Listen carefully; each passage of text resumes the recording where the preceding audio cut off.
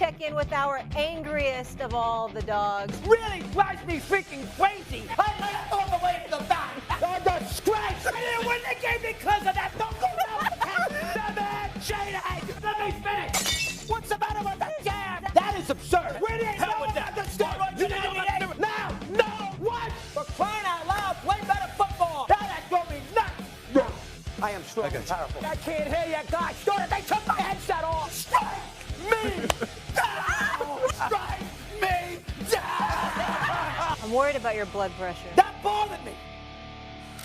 How are we feeling? Some push-ups today? Yeah, you do a few, my left leg has been bothering me. I've had a lot of trouble running. A little sciatica going on. Tell us about it another time. You need an adjustment. Oh, it's driving me nuts. All right, here we got 3 good ones now. I need an adjustment. This is me. This is me. You are going to watch a lot of sporting events this year. You are on all the sports. You are not watching anything better than what you saw Sunday with the Masters. That was as good. 20 million at 7 o'clock, by the way, with the rating. That was as good as you were ever going to see. The fact 4-stroke lead, the fact that bogey on 18, he had to respond on all those things, and the country loves McIlroy. I loved it. But CBS was so desperate to do a coronation of Rory because he hadn't won the Masters, 11 years since he had won a Grand Slam, complete the cycle of the Grand Slam. They went on and on and on, much too premature. All right, Rory, they think the thing is over. And then, of course, on 13, you see the shot in the bunker on his third shot. This is one of the Lewis could hit to do this. This is his bad shot. He only needs to park it out. And CBS prior, the greatest thing in the world. Then on 18, they were talking about a green jacket. And what does he do on his second shot? He's up by a stroke. He hits it in the bunker. And then he gets out of the bunker. And everybody thinks 5-footer for immortality. And that's a putt that, again, Lewis will make. Oh, I'll sink that. And then he goes out there and he misses the putt. I mean, they spent so much time in the last 2 hours jinxing him. They thought it was over on 13.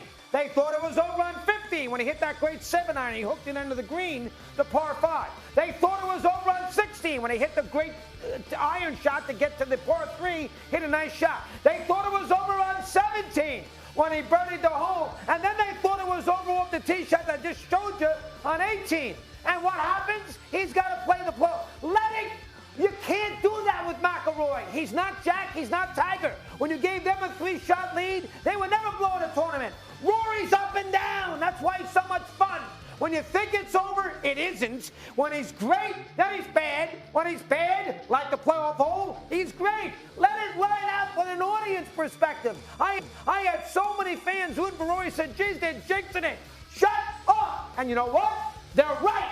That bothered me. Number 1. Oh, please. You need to keep your stop that nonsense. That like it's their fault that he's drunk. Oh, you jinxed them. Get the hell over it. That's part of the telecast. That's part of the broadcast. That's like somebody listening to your show and getting mad because you get names wrong. You do it every day. It's part of it, okay? It's actually hilarious when you do it. That's a part of it. Stop sitting there being this damn curmudgeon. Lead it. That's part of what comes with Rory McIlroy and a broadcast and a telecast doing it. You're wrong on this one. I don't want to hear it. You know Put the thumbs down. Thumbs down on that one for you. I don't agree. You're nuts. You're nuts. You know what? Dog, I love you, bro. You know that. But you're wrong on this one, too. You're wrong on this one. It ain't CBS's fault that Roy misses those. They're not jinxing. What does jinxing mean? What does that even mean? So that's fine. That's fine. So they coordinated because they wanted to be optimistic. They wanted to hope that the guy was going to get over the hump and win the Grand Slam. That's what they were hoping for. That was a great match. You know what I mean? I don't know. I was driving home from an AAU tournament, so I missed the whole thing anyway. You know what I mean? Hey, don't look to call CBS for leverage on your contract. They don't want to negotiate. Tell your agent not to make that call. Now, Chris, can you shut the hell up? Oh, my God. They wanted you part of the golf coverage. Party's over, big time. Yeah, indeed. All right, number two. All right, listen, this is me, and I know you can make the argument he plays all the games. You want to keep a record going, and Mikal Bridges plays 6 seconds on Sunday against the Nets and commits a foul so he can play 82 games in a season. Oh, come on. That is a joke.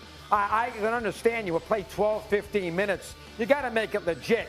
To go into the game as a starter and commit a foul and then you leave because you keep your consecutive game streak going, that's not how you do this with sports. You don't go out there and fabricate streaks. because you want to keep something going, that is weak. I don't blame it on Thibodeau because obviously Bridges wanted this to happen. And in this day and age in the NBA, that's what you got to do if you're a head coach, keep the players happy. That is, from a sports fan's perspective, that was a joke on Sunday with the Knicks with Bridges. I give him credit for the 81 games. But you know what? If you're going to keep it going, play 12 minutes. Make it legitimate. Don't be fabricating anything as far as streaks are concerned. That drove me crazy. What would have been acceptable? How many minutes? 12 minutes. 12. Stephen A? That's another joke take on your part. Oh, Thumbs down. Horrible. Horrible. This is the same Mad Dog Russo that would be all over dudes for not being available. The fact that he was available for the 81 games, okay, the only reason he didn't play more minutes is because they had locked up the number 3 seed and there was absolutely nothing to play for. If the game had a modicum of importance or significance to the New York Knicks, he obviously would have played 40 minutes instead of 12. The work that this dude puts in, the way he shows up on a night in, night out basis, 7 years in the league, 5 years playing all 82 games. The only other 2 seasons the guy missed game was because of legitimate injuries. Never load management. Never a day off. And because he wants to make sure that he shows up and he shows that he showed up for another 82 games, you're going to fault him for that? Nonsense. Curmudgeon on your part. Another thumbs down. Another thumbs down. 6 seconds. No. Don't play the game. Dog, what if he would have got hurt?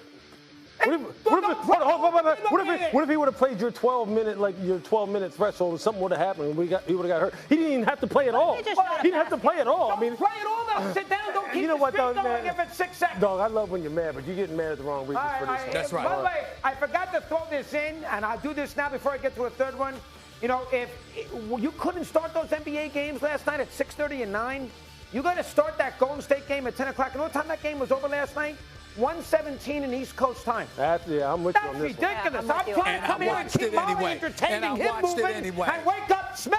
And I got to sit there at 1:17 in the morning watching Golden Sate at Memphis. That's a disgrace. Play the game at 9 o'clock. We could have done that last night. He said He has to keep me entertained and wake up Smith. Keep going. I'm 100%. I never heard that one before, Smith. Number, he knows I'm right. Oh, my God, you're nuts. Go. Number 3. This is ridiculous. This is ridiculous. Colorado, I mean, the season isn't even cold yet, and Colorado is going to retire Sanders and Travis Hunter's uniform numbers. I mean, you got to be kidding me. The season just ended. And by the way, Sanders was 13-11 as the starting quarterback in Colorado.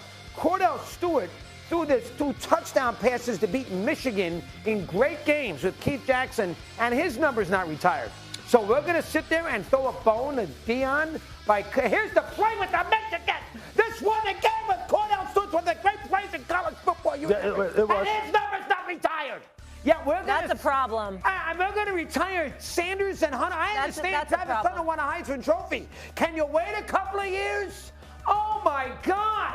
That is ridiculous. I couldn't believe it. We're going to retire there and say, listen, he's going to be the 9th pick at least. Lewis can handle that. He's 13-11 as a starting quarterback in college football at Colorado. They didn't win 3 championships. At least Hunter won a Heisman.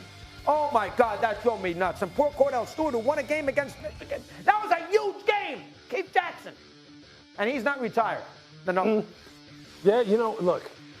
Be fair. There's hypocrisy. Look, I understand people may have a little bit of a beef about this. A little bit. Not with Travis. Look, Travis has had a hell of a career. He is a unique unicorn type of athlete, Heisman Trophy winner, done things that people haven't done in college football before as far as being a two-way player. You're not the only one who has brought up this subject about why is Shedor's number being retired here. What was the process that they went through? How can they justify doing this and not having a guy like Cordell Stewart to have it? Like, this will be one that I think will generate some conversation. Yeah, I think you may have a legitimate gripe. All right, fair. Yeah. I don't like Hunter so soon either, Lewis. Can you wait a month? No, Hunter, you know what though? I don't. Hunter is. I don't mind that. That's great.